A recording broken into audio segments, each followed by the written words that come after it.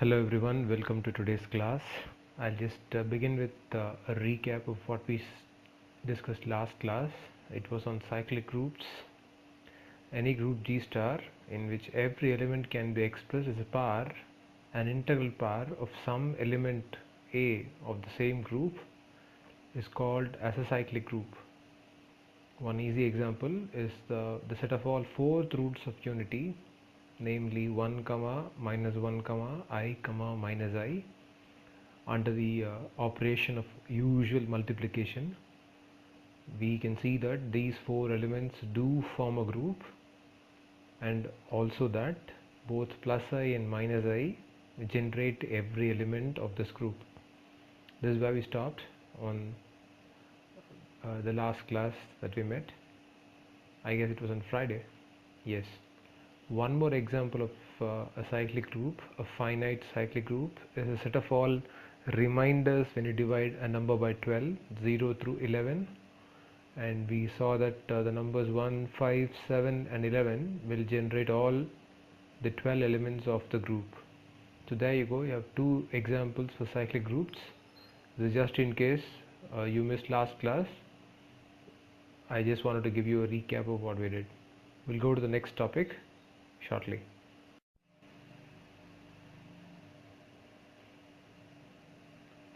Okay, next up we're going to discuss three important questions on subgroups. I posed this question the last time we met. We'll look at the generalized version of the same example. Now, if G represented the set of all integers under the usual addition, H, K and K dash denoted the set of all even numbers, the set of all multiples of 4, the set of all multiples of 3, then we saw that H, K and K dash are also subgroups of G. They are subsets first of all, and they also are groups individually. So H, K and K dash, all of them qualified to be subgroups of G star. But what if we consider the intersection of two of them? What if we consider the intersection of H and K? If you pick the common elements between H and K, you would get all multiples of 4, which is K itself, and we know that K is a subgroup. So H intersection K is actually a subgroup. On the other hand, if you did the union of these two, you do the union of one set of all multiples of 2 and another set of all multiples of 4, the union is going to be once again the set of all multiples of 2, the larger set, which is again a subgroup, and we just saw that at the start. Now consider K and K dash, or H and K dash for that matter, set of all even numbers and the set of all multiples of 3.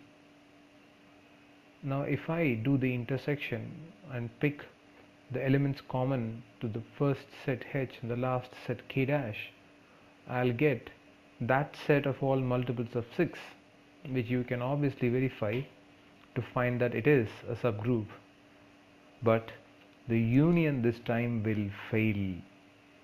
If I pick the union of H and K, I'll get two elements 2 and 3, which do not add up to give you an element which is already in the union. 2 and 3 give you 5 when you add them up, but 5 unfortunately is not part of the union set. It's not even part of these three sets. Therefore H union K dash is not a subgroup. So what determines whether the union will be a subgroup, or what determines whether the intersection will always be a subgroup? That's what we'll see in today's class first up. So let's recall two different types of procedures to verify whether a given subset is actually a subgroup of a group G star. The first verification is twofold. You pick any non-empty subset H of some group G star. We can verify that this will actually form a subgroup if this non-empty subset is closed under the operation. That is, for any two elements A and B in the subset H, the result of the operation A star B should also belong to the same subset. In other words, the set must be closed. This is condition number 1. And condition number 2 is every element of this subset, every element say A, should also have its own inverse also present in this subset H. This is a 2-point verification which can be actually simplified to a 1-point verification, which says some non-empty subset H of a group G star becomes a subgroup if the result of the operation combining A and B inverse also belongs to the same subset for all A and B in H. Now, once you are familiar with this 2-point verification, we'll go into the actual proof of what we saw in the previous slide. Thanks. I hope you are able to clearly see what is written here. I couldn't type this, so I wrote it down manually and I've posted a screenshot of the image. Fine, we'll try and prove the first result. If H and K are two subgroups of a group G star, then their intersection will always form a subgroup. We'll try and prove this. First up, we're going to look at the property of H. Since H is a subgroup, we know that the result of the operation A star B inverse will always be in the non-empty subset H for all A and B belonging to H. And the same law holds for K too. Since K is a subgroup, the result of the operation combining A and B inverse will always belong to K whenever A and B are elements of K. Now let's consider the intersection. Do we know whether the intersection is non-empty? Yes, because the identity element is always part of the intersection. We know that a non-empty subset can become a subgroup only if it has an identity element. So E, the identity, will definitely belong to H and therefore will also belong to K, which implies the identity element E also belongs to the intersection. So this intersection of H and K is by default non-empty. Now let's pick two elements which are present in this intersection, say A and B. Since A and B are in this set of intersection, the set of all common elements, A and B do belong to H, A and B do belong to K because they are common. Now since A and B belong to H, by definition we know that A star B inverse also belongs to H. Similarly, since A and B belong to K, we know that A star B inverse also belongs to K. Now we see that this combination of A and B inverse belongs to both H and K, which means A star B inverse obviously belongs to H intersection K. And that actually completes the process because we have picked two random elements A and B which belong to the intersection, and we have also shown that the 1-point verification holds good. The result of the operation combining A and B inverse also belongs to H intersection K. Therefore, the intersection actually forms a subgroup. That was quite simple. Now let's look at the second question involving the union of H and K. The answer to the question that I asked is that the union is not always a subgroup. The union of H and K will be a subgroup only if one of them is completely contained in the other. We'll try and prove this. This result is an if and only if statement. This result is a biconditional, which means it is true both ways, and the proof should also be twofold. So for part 1, let's assume that H is contained in K, and let's try and prove that the union is in fact a subgroup. Now this proof is pretty simple. If H is contained in K, then the union of H and K is actually K. But we started with the assumption that K is a subgroup. Therefore, H union K also qualifies to be a subgroup. So we proved it. Now for the converse, let's assume that H union K is actually a subgroup. Now we'll try and show that either H is contained in K or K is contained in H.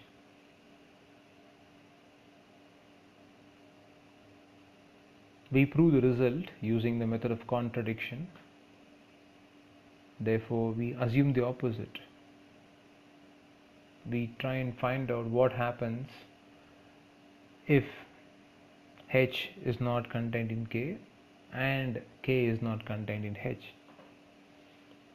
So this is possible only when there are A and B belonging to the group such that A is present only in H but not in K, and B is present only in K but not in H. If there exist two such elements, then both elements belong to the union. That's pretty straightforward. And by the 2-point verification, you know that if A and B belong to H union K, then A star B will also belong to H union K because the set is closed. So A star B actually belongs to the union. Now we start and ask the question about this A star B. Since it belongs to the union, it should come either from H or from K. What if it comes from H? If A star B belongs to H, then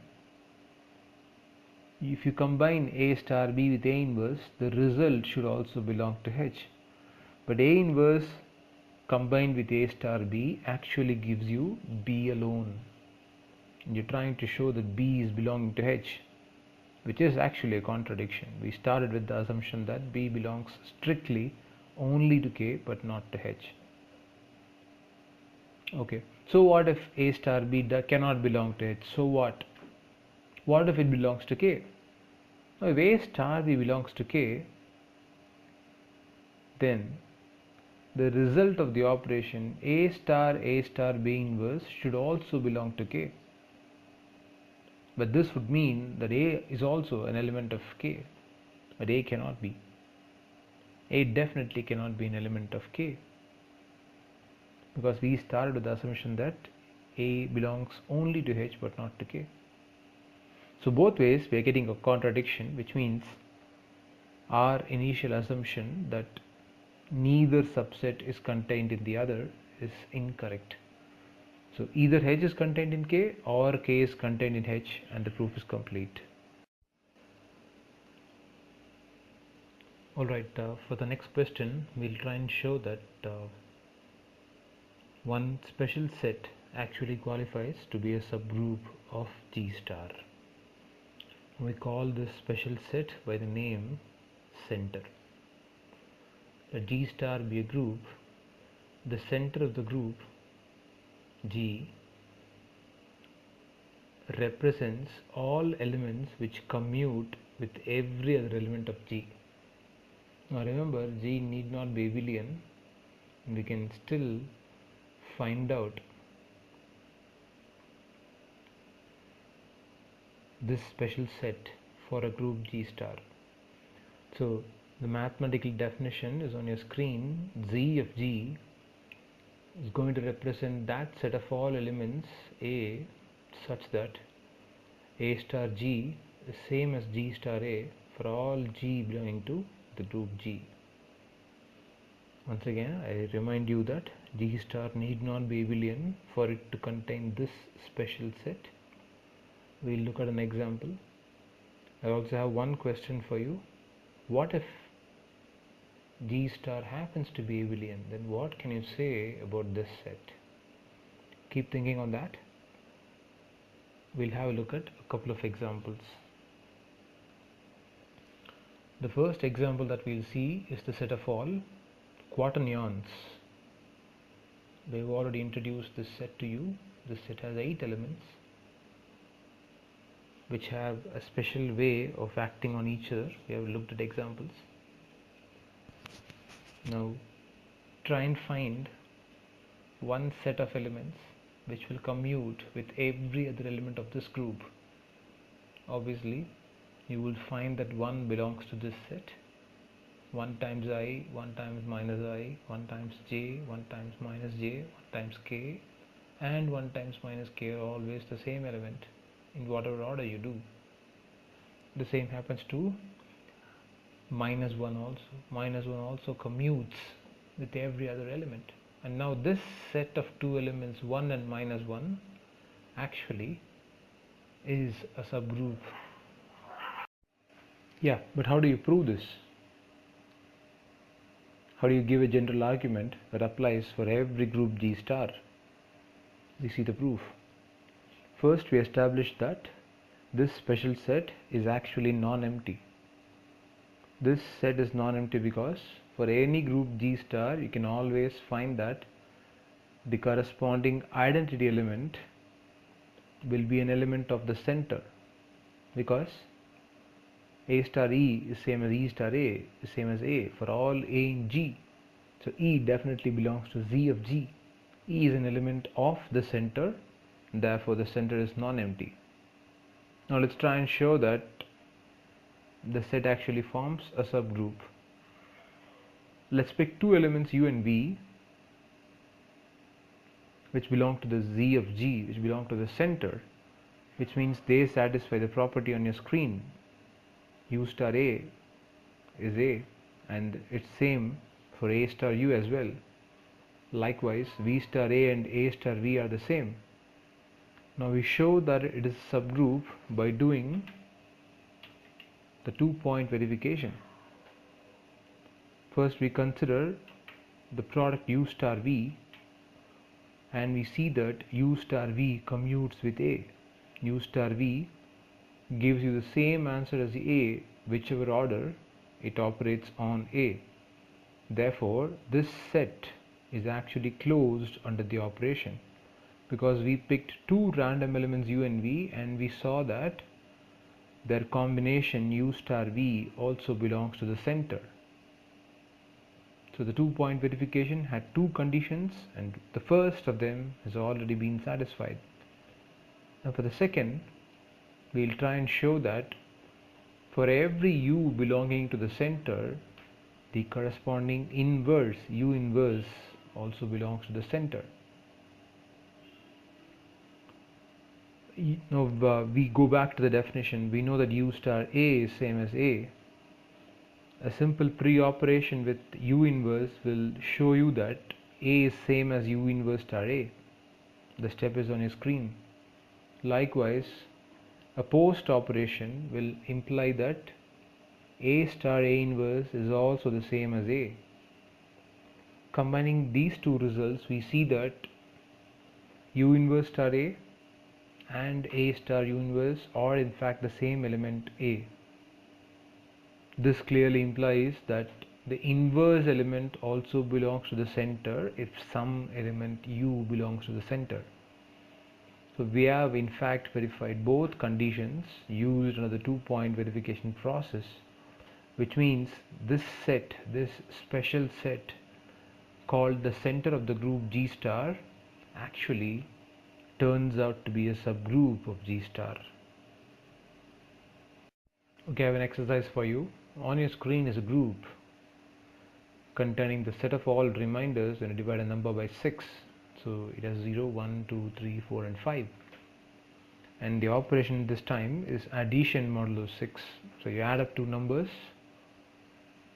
If the total is less than 6, you return the same total. If it is more than 6, you'll divide by 6 and go for the remainder as the answer.